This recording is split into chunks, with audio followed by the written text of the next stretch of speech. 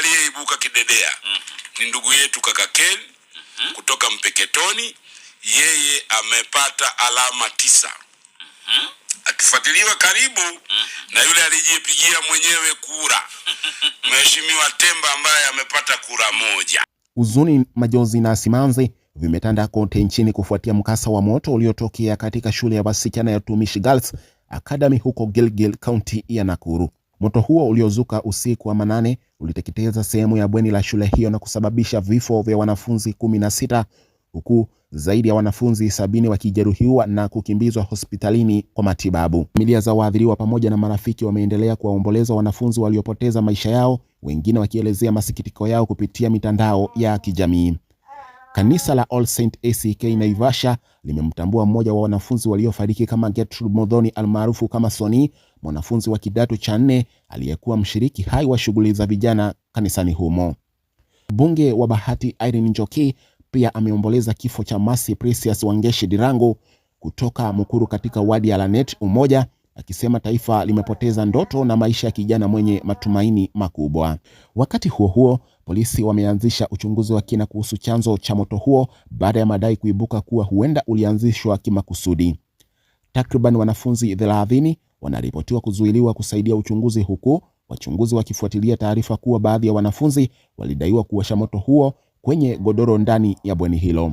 Ripoti pia zinaonyesha kuwa bweni hilo lilikuwa limejaa kupita kiasi na halikuwa na njia za kutosha za dharura. Serikali kupitia Wizara ya Elimu na Usalama wa Ndani imeahidi kufanya uchunguzi wa kina kuhakikisha waliohusika wanachukuliwa hatua kali. Wakati huo huo, wataalamu wa uchunguzi wa maiti wamesema baadhi ya miili imeharibika vibaya kiasi kwamba inahitaji vipimo vya DNA ili kutambua waathiriwa.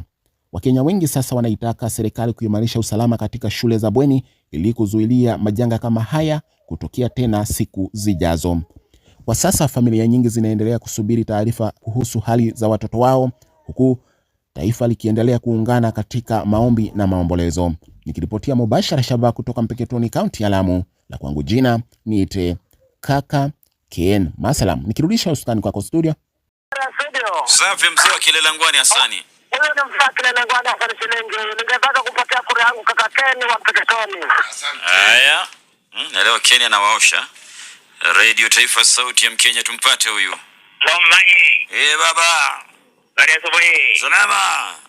Huyu ni idea yangu inaenda kwa kaka Ken. Sawa.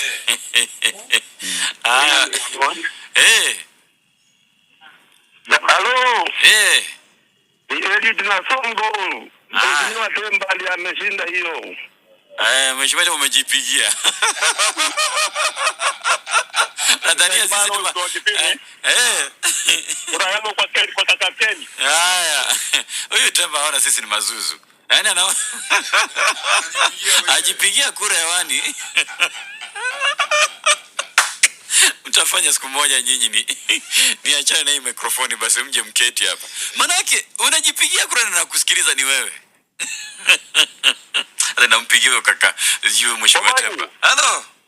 Mtu kwao. Ndio huyo uncle vipi? Cha wengi. Uongo, hujanitafuta tangu niondoke huko kwenda mapumziko. Uongo. Wacha tu ndugu yangu. Mambo ilikuwa imenikamba, sherehe za Arsenal ndio zilikuwa zimenitamba kichwani sana bro. Na mkele mjomba. Wewe ndio tangaza msimamo ndugu yangu, leo utasimama na nani na Arsenal hapa na wapi? Kwa nani? Kura yako kwa nani? Kura yangu ya kwanza ni kaka Ken. Asante. Huyo ndio wote amewazengua wote. Asante. Sawa. Aita Elia Baraza. Hello, vipi anko? Huyu kura yake imeungua. Hiyo kama ABC tunatupa nje hiyo. Maana yake haijasikika imeenda wapi? Hello, Mathias Romani. Vipi anko? Wanatomba wa Kilgoris.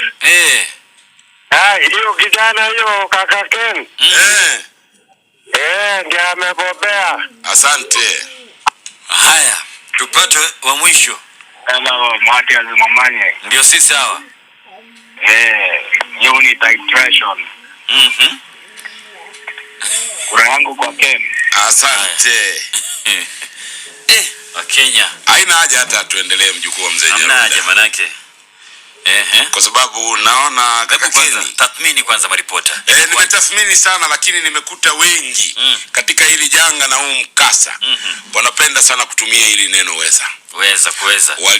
Waliweza kufariki dunia. Hawakuwa wanatafuta kifo. Yaani walikuwa wanafanya bidii zote wafe. Ndio waweze. Kwa hivyo hawakuweza kufa. Haya, kuna mwingine nimeona pale, kuna mahali alienda akachanganya kidogo, badala ya kutuambia kwamba ni utumishi akademia ile ya Gilgil, yeye akasema shule ya Gilgil.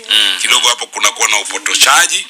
Alafu kuna mahali pengine ambapo kuna bingwa mwingine alisema grill hazikuweza kuondolewa, ziliwekwa vile zilivyo. Na zile grill tunajua wazi kwamba ni nondo zile. Nondo ndo ambazo zimetumika kujenga madirisha yale. Kweli. Kwa hiyo kidogo kuna upatanisho mbovu wa kisarufi ambao ni wachache sana ambao walikuwa wanalenga kwenye kile wanachokizungumzia. Ambao ni huyu bwana Ali bin Ali wa Pandanguo na kaka Keni wa Mpeketoni. Wao walikuwa wanakuja karibu kabisa katika ile dhana ambayo wewe unamtafuta mwanahabari ambaye unataka kumweka katika gatuzi mojawapo ndani ya jiji la ndani ya nchi ya Kenya. Kwa hiyo asubuhi ya leo, kusema kweli, yule aliyeibuka kidedea ni ndugu yetu kaka Ken kutoka Mpeketoni. Yeye amepata alama 9 akifuatiliwa karibu na yule alijipigia mwenyewe kura Mheshimiwa Temba ambaye amepata kura 1. Kwa hiyo ukweli ni kwamba Ali bin Ali amejaribu lakini hakupigiwa kura. Lakini naona kitu cha kupendeza zaidi ni eneo moja, yeye na kaka Keni wa Mpeketoni. Kwa hiyo wakikaa pamoja wawasiliane kuboresha utendaji wao wa maswala, nadhani tutapata mwakilishi kutoka eneo hilo bila tatizo lolote. Asante sana kwa kile aliyewajibika, kwa kile aliyepiga simu yake, tusema hongera sana.